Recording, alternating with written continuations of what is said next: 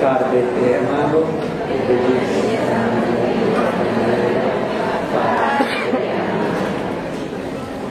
y continuamos con esta reflexión sobre la que hemos llamado la evangelización de los sentidos, exactamente porque hemos visto por las consecuencias, ¿no?, de esta inconsistencia central cuando no es detectada en tiempo, y la posibilidad dramática no es una expresión exagerada, porque cuando la persona no se da cuenta de esta realidad, corre muchos riesgos. El riesgo fundamental de no vivir según sus posibilidades y de permitir que esta presencia de esta, la hemos llamado como una célula cancerígena, ¿no?, pueda seguir contaminando su vida y entre las consecuencias negativas que nos interesa en este momento hay también esta. La inconsistencia central podría ser un real obstáculo para el reconocimiento de la vocación personal. ¿Quién sabe cuántos jóvenes no han podido descubrir su vocación exactamente por las resistencias opuestas por su inconsistencia central? Entonces lo que estamos diciendo no tiene simplemente un sentido genérico por la educación de todos, ¿no? Tiene un sentido particular, específico por lo que es nuestro interés en este momento. Estamos hablando de animación vocacional. Y bueno, podemos dar por descontado que en tantísimos casos la inconsistencia central ha sido el elemento que ha impedido a la persona de descubrir su vocación. O una vez descubierta no le ha dado la valentía, el coraje, la fuerza de elegirla como su manera de ser. Puede ser verdadero también el contrario, que en algunos casos la inconsistencia ha contaminado la percepción de la vocación, que serían las vocaciones inauténticas. Es decir, en los casos de personas que dicen de sentirse llamados, pero simplemente son llamados simplemente porque hay una situación interior con respecto a la que la vocación religiosa o sacerdotal representa como algo de defensivo. Decía San Jerónimo, ¿no?, que existen 4 clases de llamados. La primera, los que son llamados por Dios, directamente por Dios, sin ninguna mediación humana. ¿Y cuántos son aquí presentes que han sido llamados por Dios sin ninguna mediación humana? Bueno, San Jerónimo dice que de hecho son pocas estas vocaciones, son las vocaciones de los profetas, Isaías, Jeremías, algunos muy pocos. Segundo tipo, los que son llamados por Dios a través de una mediación humana. Llamados por Dios a través de una mediación humana. Y son las vocaciones normales, representadas por todos y todas aquí. Tercera categoría. Hay algunos que han sido llamados, no han sido llamados por Dios, pero han sido llamados de alguna mediación humana. ¿Es posible? Tercera categoría. Los que no son llamados por Dios, pero han encontrado la manera de ser llamados, aceptados, reconocidos como llamados de una mediación humana que claramente no ha percibido la verdad de la persona. También porque la persona puede, qué sé yo, haber escondido algunos aspectos de su realidad, no. Es posible esto. Personas que en el camino, en el itinerario formativo, esconden algunos aspectos de su realidad para obtener la aceptación, para ser promovidos a los órdenes, a la profesión de los votos. Claro, esta tercera categoría, no llamados por Dios, pero que han encontrado la manera de ser llamados por una mediación humana, que no ha entendido la verdad. Cuarta categoría,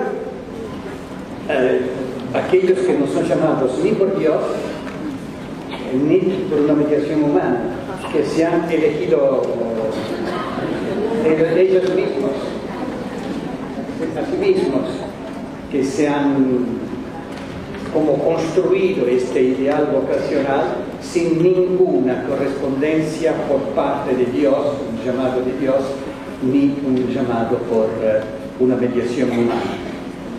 Ya al tiempo de San Jerónimo existía esta diferente actitud, ¿no? Estas cuatro posibilidades distintas. Y esto, en este momento, para nosotros significa la subrayatura de cuánto es importante el contacto con la verdad de la persona, porque solamente este contacto con la verdad de la persona puede poner la persona misma y también los animadores vocacionales, los responsables de la formación, en condición de hacer un discernimiento correcto. Y bueno, ¿cuál es la condición para hacer todo esto? La condición es este itinerario educativo formativo que empieza con la animación vocacional. La animación vocacional es pedagogía, no es simplemente reclamo, publicidad de un instituto.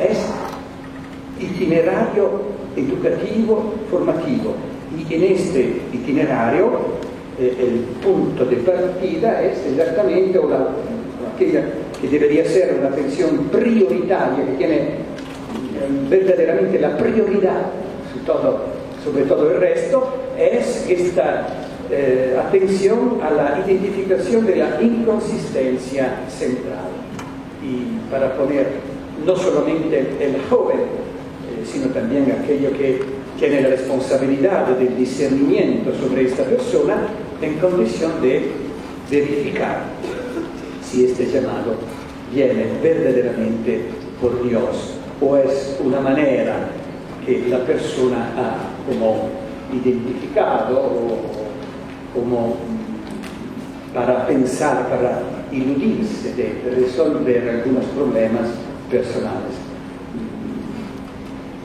Y bueno, prácticamente todo esto significa poner a la persona en condición de ser, en condición hemos dicho, de ver, de escuchar, de reaccionar a la realidad con todas sus fuerzas interiores, con los sentidos. Por esto es importante identificar lo que puede impedir y prevenir el uso correcto de los sentidos. Me pregunto si esto explica por qué Jesús dio tanto espacio e importancia a la curación precisamente de los sentidos. ¿Cuántos milagros de Jesús han sido milagros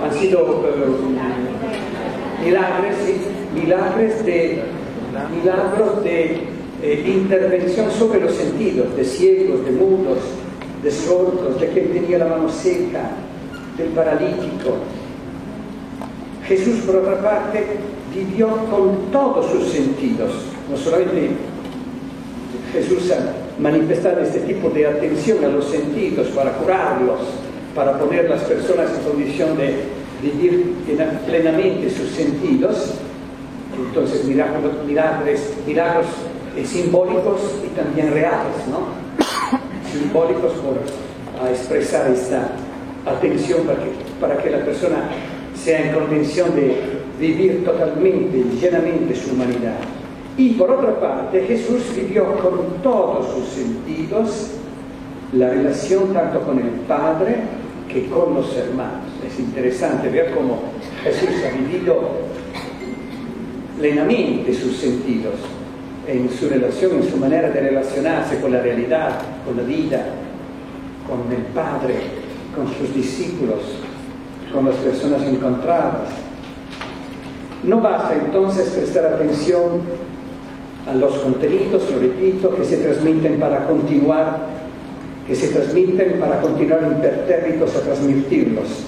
Hace falta, primero y juntos, prestar atención a las condiciones receptivas de quien escucha y averiguar si sus sentidos son camino, arena, piedras, espina y zarzas, como nos dice el Evangelio. La parábola de Mateo 13 es como puede ser leída, interpretada en la luz de lo que hemos dicho y estamos diciendo.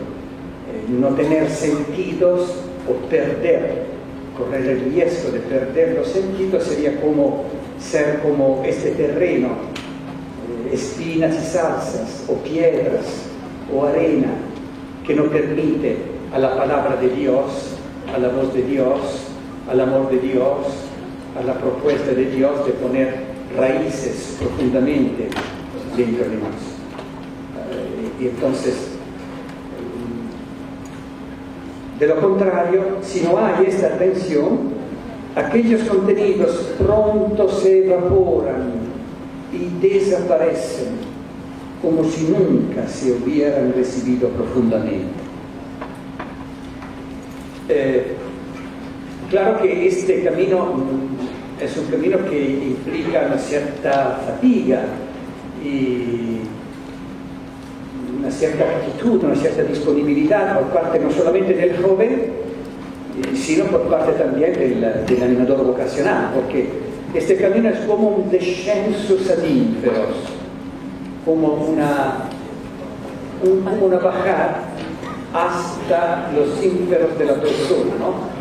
Ínferos en el sentido que normalmente esta realidad negativa, esta inconsistencia central, habita profundamente dentro de nosotros, como dice la Escritura, ¿no? Este pecado acovachado alle porte del cuore, sentado a las puertas del corazón, ¿no? Y significa algo que no se puede reconocer inmediatamente. Bueno, es como este camino que va en profundidad y que en concreto, serían muchas las cosas que podríamos decir, decimos solo estas, en concreto significaría provocar la persona cuando se lee, cuando se ve, cuando se verifica, cuando hace el examen de conciencia, por ejemplo, a no contentarse de ver lo que hace, qué cosa hace, qué cosa ha hecho, sino preguntarse cómo lo ha hecho, con cuáles sentidos interiores, con cuáles sentimientos, con cuáles sensaciones. La persona libre hace lo que hace y que está llamado a hacer con un corazón libre, entonces sin particular ansiedad, sin el deseo de suscitar la atención de los otros para ser aplaudido, para ser confirmado. Entonces no es suficiente ver lo que he hecho. Una persona puede haber hecho una acción muy positiva, muy buena, pero con una actitud interior muy buena, dice el principio psicológico. El sentido objetivo de una acción, de lo que hacemos, no necesariamente corresponde al sentido subjetivo que la persona le atribuye. Esto es casi evangelio. Lo repito, el sentido objetivo de una acción, de lo que la persona hace, no necesariamente corresponde al sentido subjetivo que la persona le atribuye, aunque cuando la persona no se da cuenta de esta atribución personal subjetiva. Claro, el sentido objetivo de una acción no necesariamente corresponde al sentido subjetivo que la persona le atribuye, aunque cuando la persona no se da cuenta de esta atribución subjetiva. ¿Por qué? Porque normalmente la inconsistencia central se encuentra en un lugar de nuestra vida psíquica que no es conocido. Vive en el inconsciente. Y por eso la persona, por ejemplo, puede hacer un acto de gran amor, ayer hemos ejemplificado, ¿no? Lavar los pies a un pobre. Y una persona puede hacerlo porque es justo hacer esto, porque la dignidad del hombre me lo pide, porque esta es un acto que explica y que manifiesta, que expresa la dignidad del ser humano. Y es algo que yo encuentro como verdadero, como sumamente verdadero, algo que es bueno, que da bondad a mi vida, que es bello en sí, y lo hago por esto. Y otra persona podría hacer la misma cosa, lavar los pies a un pobre, porque así hay alguien que le ve, porque esta noche lo contaré a mi comunidad que he lavado los pies a un pobre, porque esto me hace sentir, soy santo subito, y entonces sentidos subjetivos, ¿no? Por eso es importante no solamente ver la vertiente exterior de la conducta, sino pedirse siempre cuáles han sido mis sentimientos, mis sensaciones, que he verificado dentro de mí mientras hacía estas cosas, porque sentía la necesidad de algunos que pudieran ver lo que yo estaba haciendo, ¿no? Que claro que a este punto hay algún sentido subjetivo que no es en sintonía con el sentido objetivo. Tercero, entonces, no solamente lo que he hecho. Segundo, cómo lo he hecho. Tercero, por qué lo he hecho. La motivación. ¿Por qué? Motivación que puede ser, lo repito, no inmediatamente evidente, y considerando también una posibilidad que es normal, que normalmente nuestras acciones no tienen una única motivación, normalmente. Es difícil que nosotros hacemos una cosa únicamente por amor, exclusivamente por amor. Una acción como puro distillado de evangelio. Como puro distilado de evangelio es muy difícil, hasta que vivimos aquí en este mundo, ¿no? Normalmente en nuestras acciones hay distintas motivaciones. Claro, puede ser, hay una motivación preponderante y en porcentaje más presente, ¿no? Que puede ser, bueno, ¿por qué no? Pero normalmente hay en anexo otras motivaciones, no siempre claras y no siempre santas, no siempre buenas, por mi amor propio, por mi narcisismo, por hacerme ver, porque necesito de la estima de los otros, porque es una manera de tranquilizar mi conciencia, todas motivaciones que son puro distilado de evangelio. Entonces, cuando la persona descubre todo esto, no es el caso de matarse por la desvinculación, ¿no? Es signo que la persona está empezando a conocerse, Entonces, 4 puntos, ¿no? El objeto del examen de conciencia, lo que la persona ha hecho, cómo lo ha hecho, por qué lo ha hecho y por quién. Porque normalmente lo que hacemos, hay siempre una persona en el background, ¿no? Por el creyente en Dios, es Jesús. Y bueno, ¿es verdaderamente así?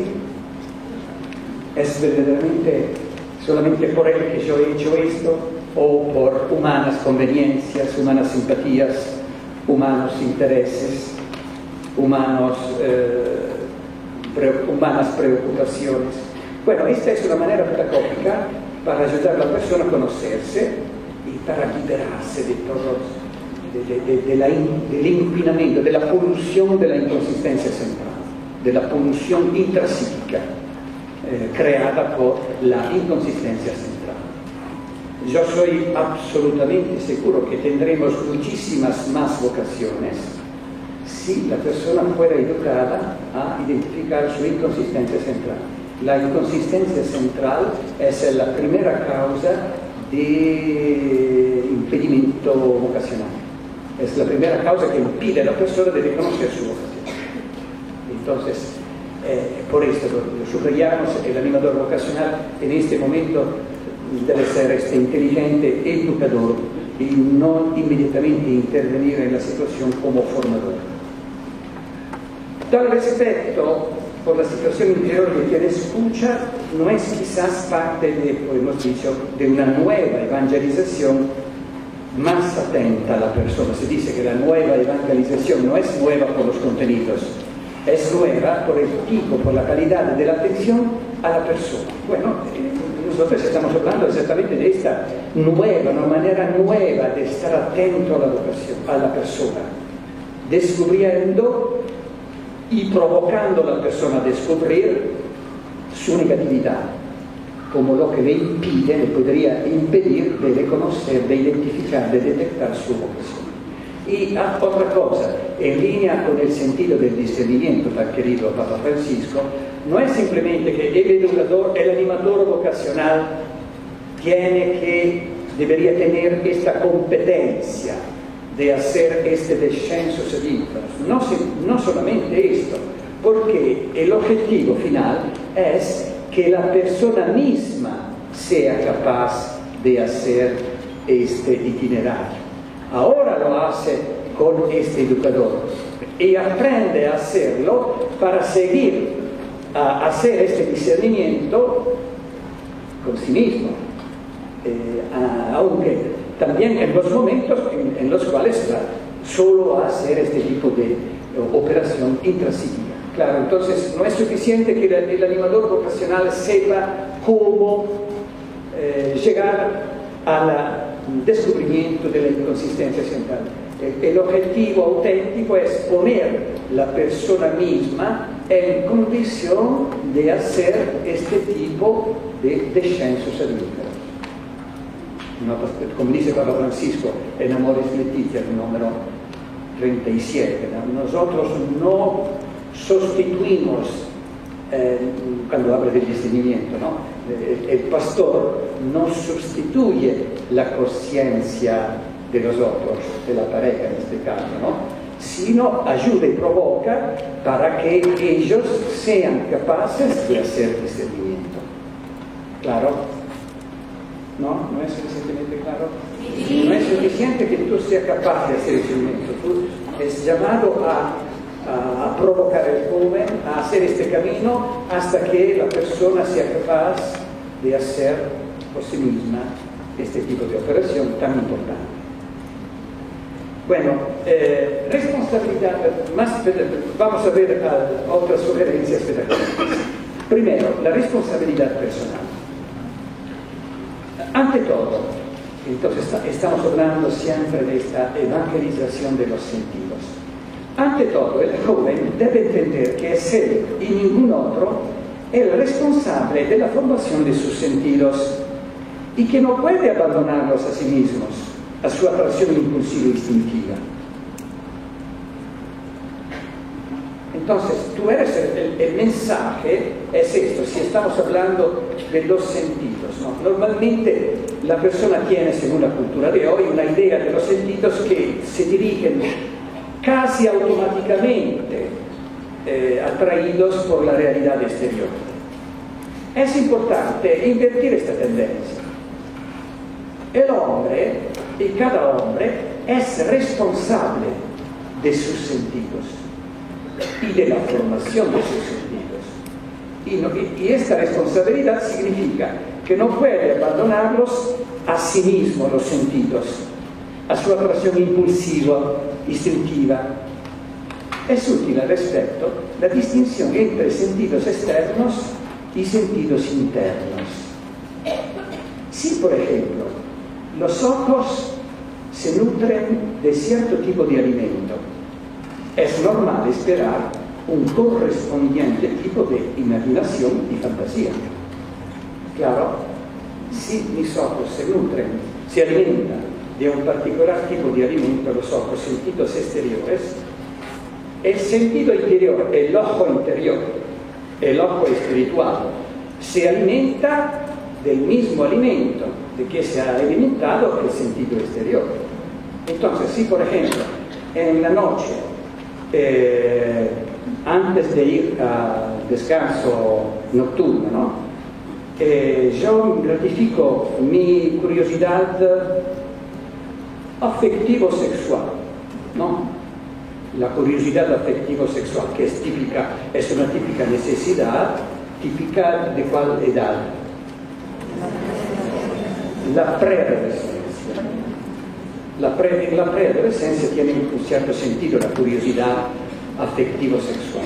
Si yo en la noche, antes del descanso, asumo esta virtud, ¿no? De gratificar sin hacer grandes escándalos, simplemente es después de la fatiga del día, ¿no? De haber pregado la palabra de Dios, de haber anunciado el reino de Dios, ¿no? Y la persona se siente cansada, muy cansada, ¿no? Y se concede, es como una concesión, ¿no? Que la persona repite, que la persona reputa, piensa que sea no tan grave, ¿no? Pero no es esto ahora con la sensibilidad moral. Y gratifica esta curiosidad afectivo-sexual por algunos momentos. Bueno, esta persona no puede pretender en la mañana de despertarse y sentir: mi Dios, mis ojos desean ver tu belleza. No puede pretenderlo, porque la alimentación ha sido distinta. La persona no puede decir: bueno, sí, porque yo no tengo una cierta sensibilidad y entonces yo prefiero demostrar mi fidelidad a Dios en lo que hago, ¿no? Y bueno, no siempre en la mañana yo siento dentro de mí este tipo de deseos espirituales. ¿Qué hacer? Esta es mi naturaleza, mi temperamento. No, tú eres responsable. Tú eres responsable de la formación de tus sentidos. Claro que si en la noche tú te alimentas de este tipo de alimento, claro que el sentido interior recibe la alimentación garantizada o ofrecida, ¿no? por el sentido exterior y se nutre de este tipo de alimento. Y claro que no podrá alimentarse un deseo distinto. Me acuerdo cuando era niño, yo he nacido en una caverna.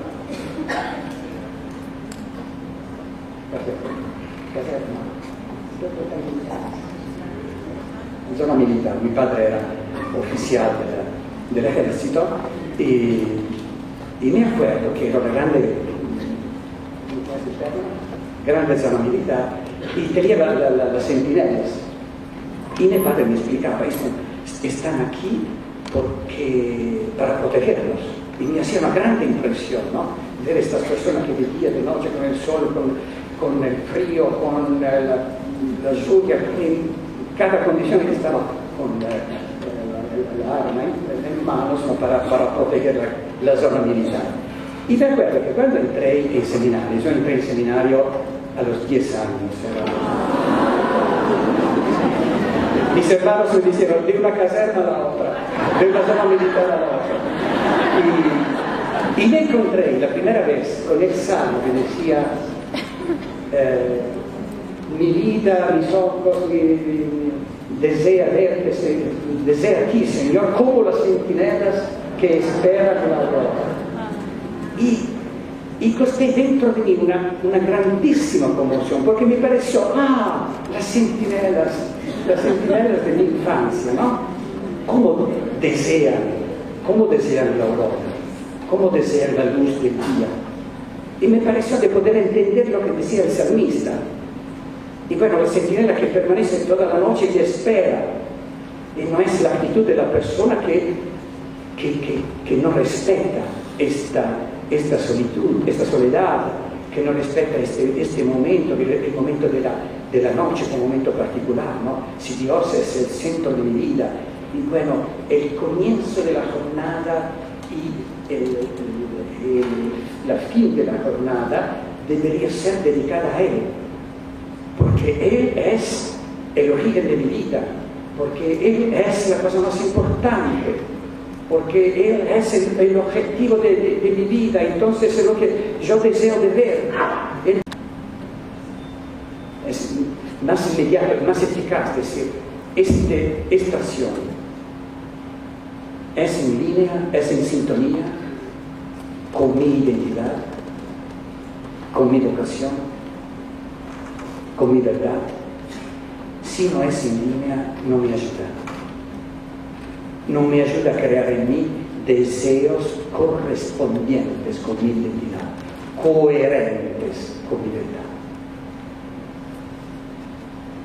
Es más eficaz este argumento que no el argumento que es pecado no es pecado, es pecado no es pecado, es pecado no es pecado. Sería el moralismo.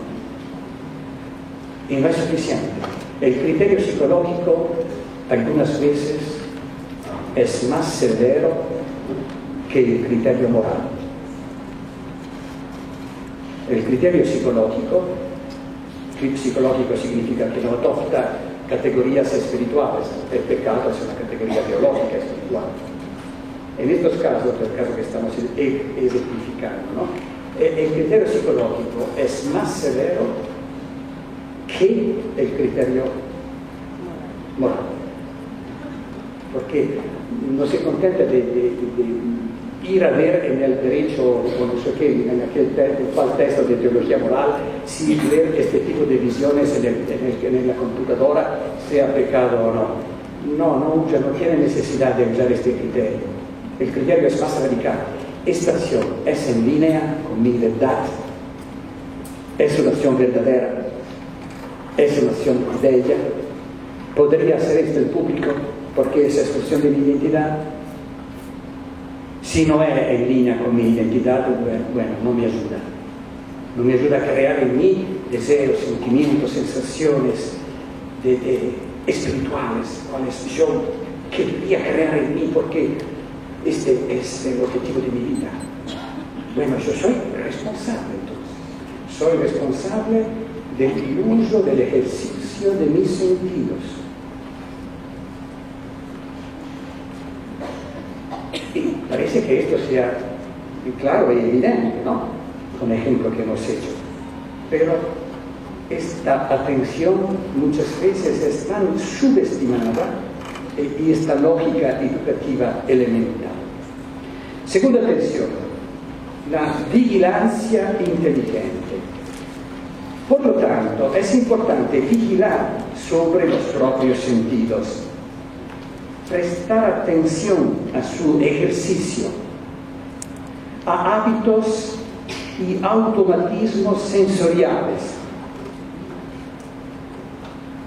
a gustos y sabores que resultan de ellos,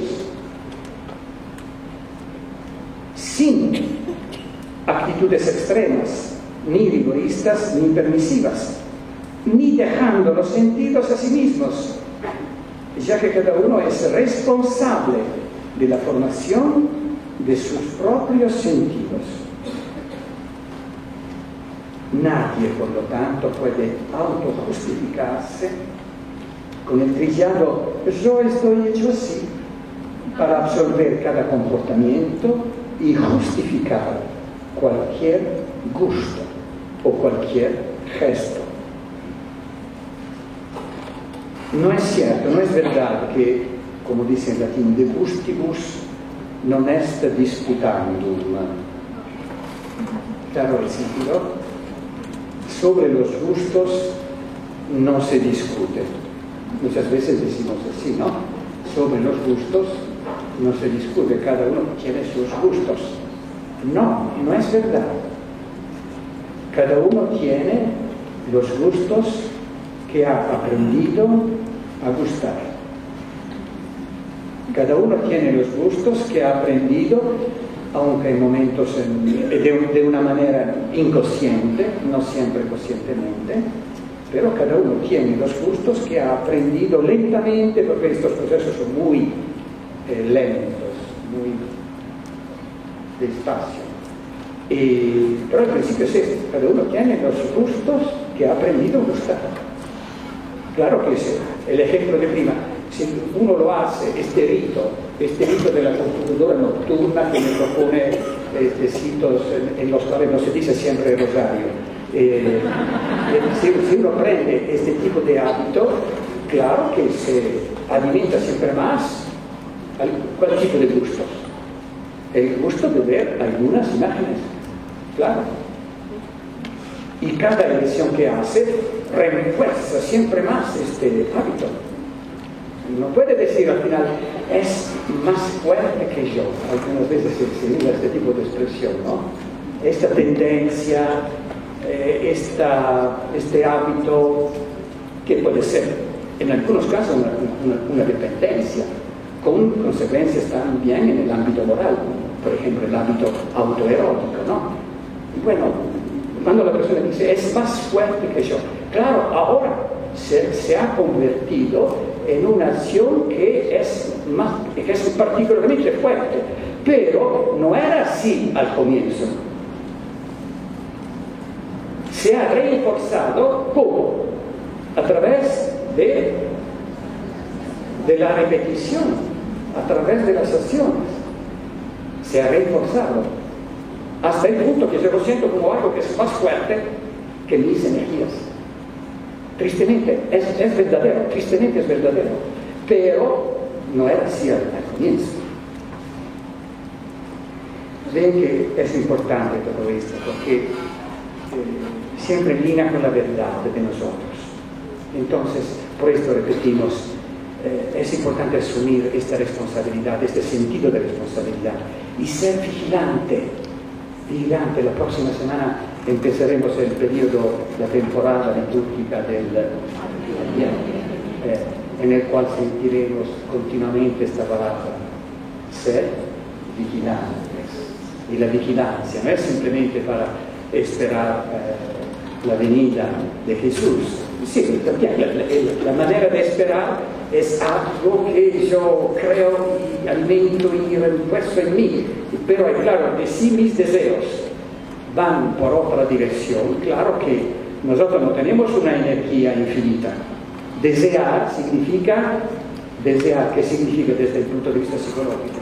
Desear significa concentrar una energía, un cúmulo de energía, concentrar un cúmulo de energía en la atención hacia un objetivo que es importante en la vida de la persona.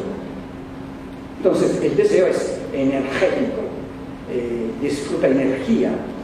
Y bueno, si la persona disfruta usa sus energías para desear en otra dirección, y para desear y para hacer acciones que sean como la respuesta a este tipo de deseos, que van en otra dirección, claro que en la temporada del Adviento la persona dice, bueno, mi deseo de Jesús no es tan grande, tan fuerte, tan elevado, tan...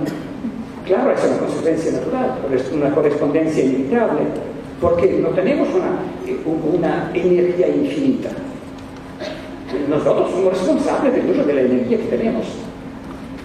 Entonces, si yo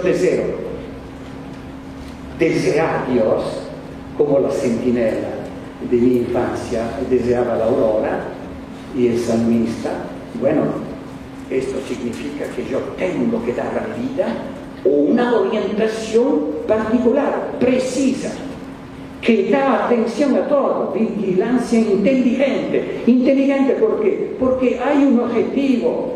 Yo quiero incrementar el deseo de Dios. Y este deseo de Dios no puede ser considerado simplemente como un don que viene de lo alto.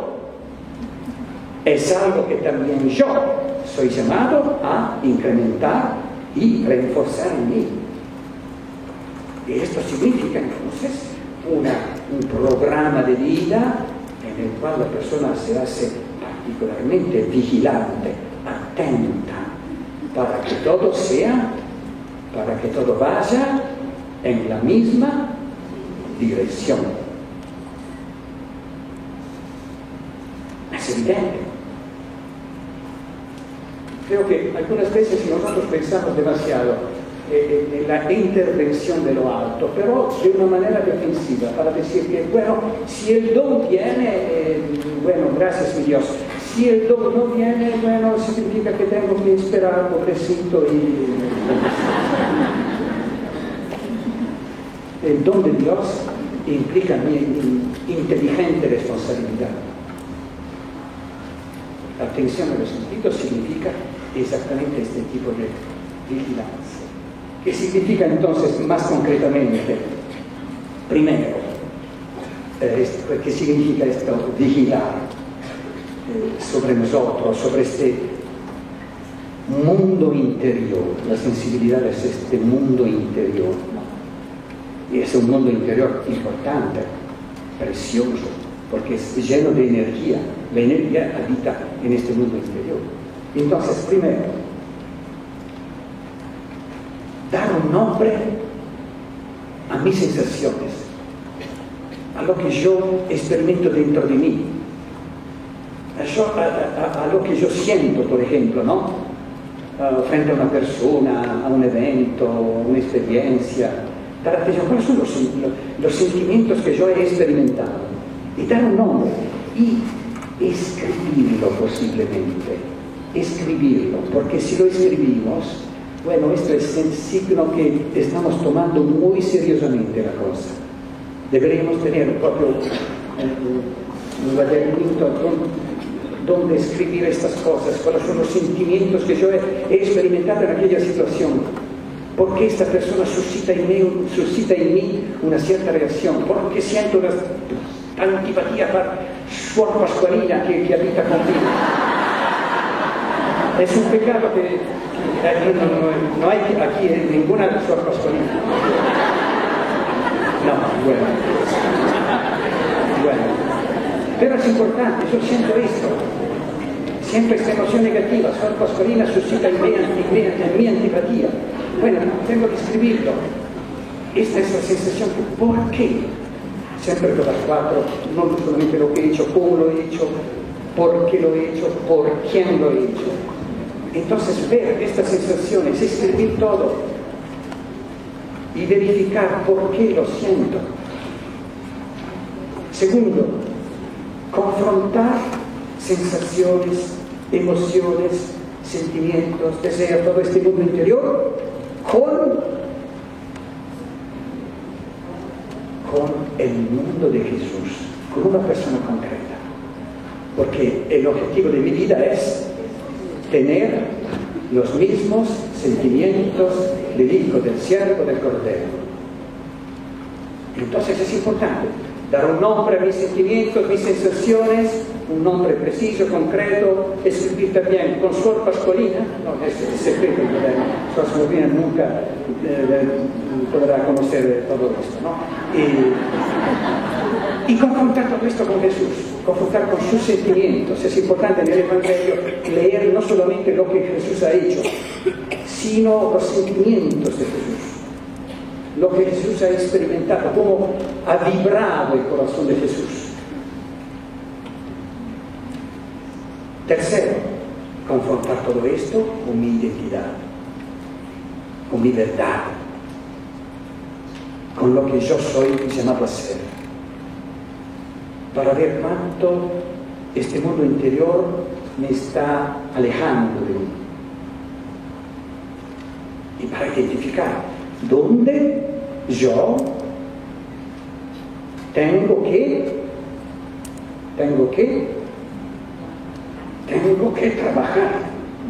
tengo que trabajar no solamente sulla acción exterior. No es suficiente que Suor Pascualina me es antipática, pero el Padre Espiritual me ha dicho, bueno, te es antipática, pero en todo caso es tu hermana, y entonces cuando tú la encuentras, tú tienes que... Sí, pero Padre, siento dentro de mí la antipatía. Bueno, no cuenta. Esta es la manera obsoleta, antigua, una espiritualidad que no es coherente. No es suficiente que tú hagas la sonrisa a Suor Pascualina. Es importante que tú trabajes en el sentimiento, porque somos llamados a convertir los sentimientos, no solamente la actitud exterior, no solamente la conducta. También los fariseos tenían una conducta observante. Hay quien dice que una gota de fariseísmo corre en nuestras venas. Terrible. Pero, entonces, sacrificar estos sentimientos con mi identidad, con mi verdad. Cuarto, vivir todo esto en el examen de conciencia. Entonces, es inteligente, una persona ha identificado, esta es la zona de mi debilidad, de mi incoherencia, de mi inconsistencia. Bueno, esta zona debería ser objeto de mi atención. Entonces, una atención precisa, como un radar que percibe inmediatamente lo que se refiere a esta zona. Y lo tengo presente cada día en el examen de conciencia, y lo tengo presente cada día en la meditación, y lo tengo presente cada día en mi oración, y lo tengo presente cada día en mi manera de vivir, y lo tengo presente cuando me confieso, claro. Y no solamente para decir que he hecho algo de malo o no correcto contra su apostolina, sino para decir, no sé, los sentidos. La pregunta es esta: cuando nosotros vamos a confesarnos, normalmente ¿de qué cosa nos confesamos? De las acciones, de lo que hemos hecho. Es muy raro que nos confesamos los sentimientos, las sensaciones, las emociones. Porque esto no es inteligente y no es una confesión auténtica. Porque en la confesión yo tengo que poner en las manos de Dios, el Padre que me ha creado mi vida, con toda su realidad, para pedirle al Padre: Padre, mi Dios, repite, te suplico, las palabras del comienzo, de la origen, ¿no? Las palabras del origen de cada uno de nosotros. Hacemos este hombre según nuestra imagen. La confesión es exactamente por esto, ¿no? No es simplemente para cancelar la pena del delito. La confesión es para recibir esta gracia. Y entonces tiene sentido que en la confesión yo me acuso también de los sentimientos y sensaciones y emociones que no han sido traducidos en la acción concreta. Pero esta no es una razón para no confesarme de esta realidad. Si nosotros aprendemos a confesarnos de esta manera, también de lo que habita en nuestro mundo interior, aunque no se sea concretizado, traducido en acciones concretas, puedo garantizarnos que cambiaría totalmente la manera de confesarnos. Y sentiríamos más frecuentemente la necesidad de confesarnos. Y la confesión sería muy eficaz, porque en aquel momento la persona confiesa totalmente su vida. O la confesión es total, no en el sentido de la confesión general de la vida, del primer aliento de mi vida, no, integral, en el sentido pongo frente a Dios toda mi vida. No tiene sentido poner frente a Dios una parte, un pedacito de mi vida, con la ilusión que al final de todo mi vida es correcta. Bueno, politically correct, religiously correct, farisaically correct. Tiene sentido la confesión solamente cuando es realmente una auténtica confesión, que significa toda mi vida está aquí, frente de ti, que me has dado la vida y me estás llamando a tener en mí los mismos sentimientos, la misma sensibilidad del hijo tuyo. Esta es auténtica confesión.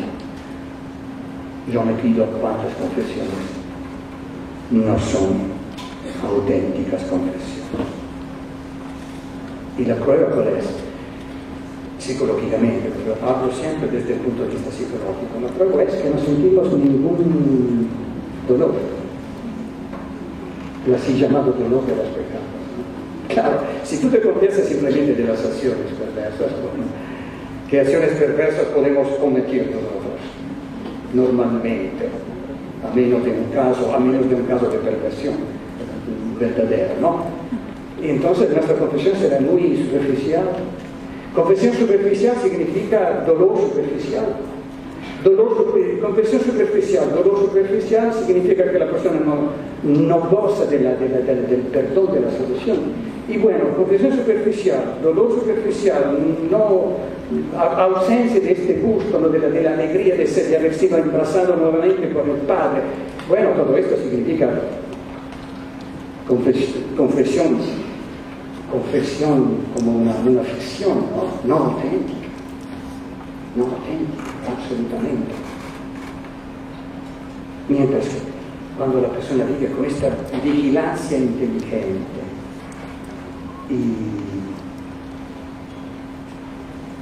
y lo vive todo esto,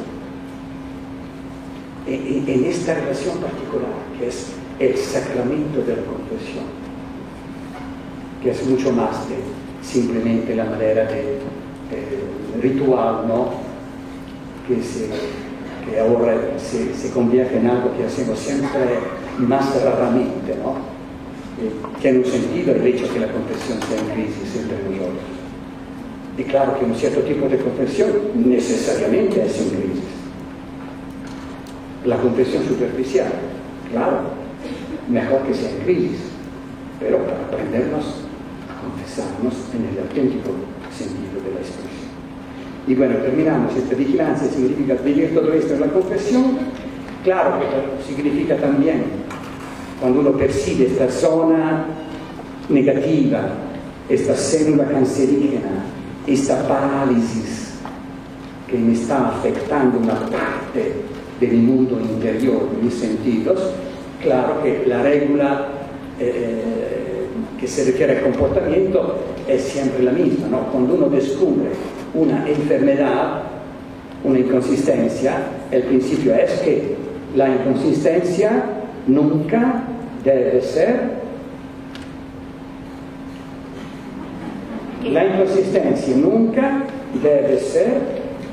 gratificada. Claro que si yo gratifico la inconsistencia, es como si yo le doy alimento. Entonces, gratificar la inconsistencia significa alimentarla, hacerla más fuerte. Y yo convertirme en persona que depende por la inconsistencia, hasta el punto que yo diré, como hemos dicho antes, es más fuerte que yo. Claro. Y al final, pero lo hemos ya anticipado antes, adoptar un criterio no solo moral, sino psicológico, espiritual. Lo hemos ya ejemplificado, ¿no? En momentos de duda, ¿qué tengo que hacer? No contentarse, en otras palabras, no contentarse de no hacer pecados, sino elegir otro criterio, el criterio de la verdad, de belleza, voluntad. Esta cosa, esta acción, es expresión de mi verdad, belleza y voluntad. Este es el criterio. Lo que es moralmente lícito no siempre es psicológicamente conveniente. ¿Claro? Lo que es moralmente lícito no necesariamente, no siempre es psicológicamente conveniente. Psicológicamente es como decir espiritualmente, porque implica esta atención y vigilancia inteligente. Bueno, dejamos 10 minutos por alguna pregunta. Bien.